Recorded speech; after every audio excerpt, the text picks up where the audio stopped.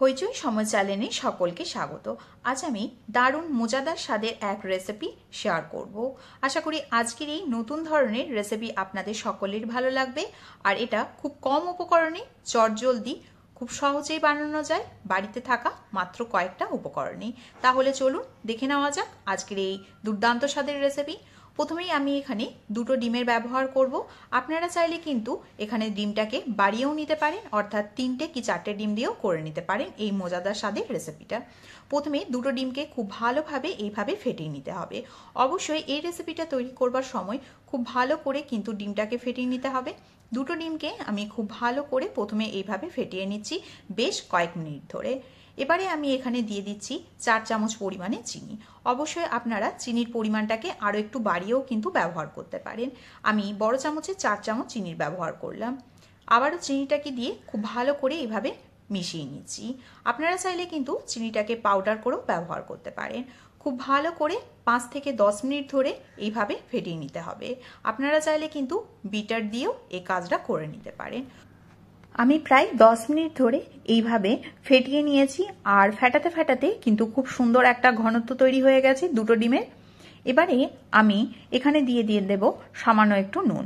একদমই 1 চিমটে আমি নুনের ব্যবহার করছি। অবশ্যই নুনটা কিন্তু দিতে হবে, তাহলেই কিন্তু এই রেসিপির স্বাদটা আরও ভালো আসবে। তাই নুনটাকে দিয়ে আবারও খুব ভালো করে মিশিয়ে নিচ্ছি। যত ভালো করে এটাকে ফেটাবে ততই কিন্তু এটা নরম তুলতুলে হবে, আর ভেতরটাও কিন্তু জালিদার তৈরি হবে। তাই অবশ্যই এই রেসিপিটা তৈরি করবার সময় হাতে বেশ কিছুটা টাইম নিয়েই কিন্তু এই কাজটা করে নিতে হবে।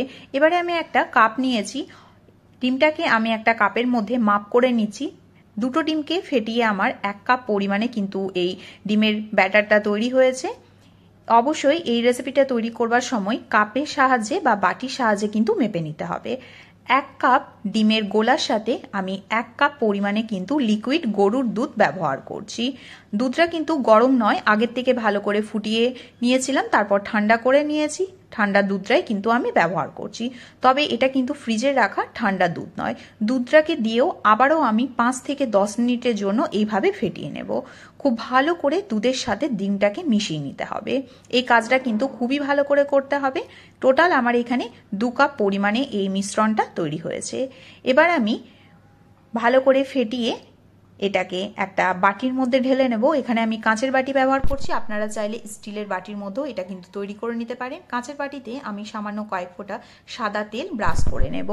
এই রেসিপিটা তৈরি করতে খুব বেশি উপকরণের প্রয়োজন হয় না, মাত্র দুটো উপকরণেই চটজলদি দারুণ স্বাদের এই রেসিপি তৈরি হয়ে যায় আর খুবই মজাদার।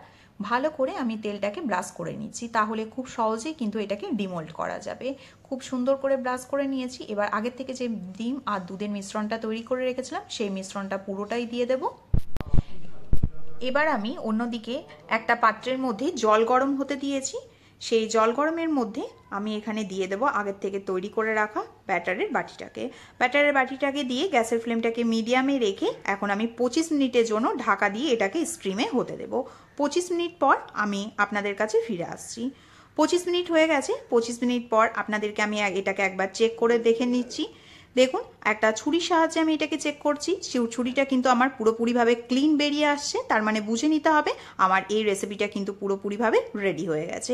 এবার এই গ্যাসের ফ্লেমটাকে বন্ধ করে আমি কিছু টাইমের জন্য ঠান্ডা হতে দেব, তারপর এটাকে আমি ডিমোল্ড হতে দেব। খুব সহজেই কিন্তু এটা বাটি থেকে ছেড়ে আসে। আপনারা যদি কোনো টিফিন বক্সের মধ্যে বানান স্টিলের, সেটাতেও কিন্তু তৈরি হয়ে যাবে খুব সহজে। আমি এবার এটাকে ডিমোল্ড করে নেব, তবে অবশ্যই এটাকে খুব ভালো করে ঠান্ডা হতে দিতে হবে, আধ ঘন্টা থেকে 1 ঘন্টার মতন। তারপরে কিন্তু এটাকে ডিমোল্ড করে নিতে হবে। আমি আধা ঘন্টা পর ডিমোল্ড করেছি। দেখুন, আমার বাটি থেকে খুব সহজে কিন্তু এটা ছেড়ে এসেছে, আর কতটা নরম তুলতুলে হয়েছে সেটা আশা করি আপনারা এটা দেখেই বুঝতে পারছেন। ওপর থেকে আমি এটাকে সুন্দরভাবে একটু গার্নিশ করে নিচ্ছি, দেখতে যাতে আরও বেশ সুন্দর লাগে, তাই আমি ওপর থেকে এইভাবে গার্নিশ করে নিলাম। আপনারা চাইলে কিন্তু আপনাদের পছন্দ অনুযায়ী যে কোনো ড্রাই ফ্রুটস দিয়েও এটাকে গার্নিশ করে নিতে পারেন। দেখতে ঠিক যতটাই সুন্দর, খেতেও কিন্তু ঠিক ততটাই ভালো হয়। আমার অনুরোধ রইল বাড়িতে একবারের জন্য হলেও এইভাবে ট্রাই করতে পারেন। বাড়ির ছোট থেকে বড় সকলেরই কিন্তু খুবই ভালো লাগবে। এখন আপনাদেরকে আমি একটা কেটেও দেখাচ্ছি। দেখুন খুব সুন্দর আর সহজভাবেই কিন্তু এটাকে কাটাও যাচ্ছে আর কতটা নরম তুলতুলে হয়েছে, আশা করি আপনারা সেটা দেখেই বুঝতে পারছেন। রেসিপিটি যদি ভালো লেগে থাকে তাহলে অবশ্যই লাইক শেয়ার কমেন্ট করতে ভুলবেন না। চ্যানেলটিকে সাবস্ক্রাইব না করা থাকলে অবশ্যই চ্যানেলটিকে সাবস্ক্রাইব করে নেওয়ারও অনুরোধ রইল। অসংখ্য ধন্যবাদ।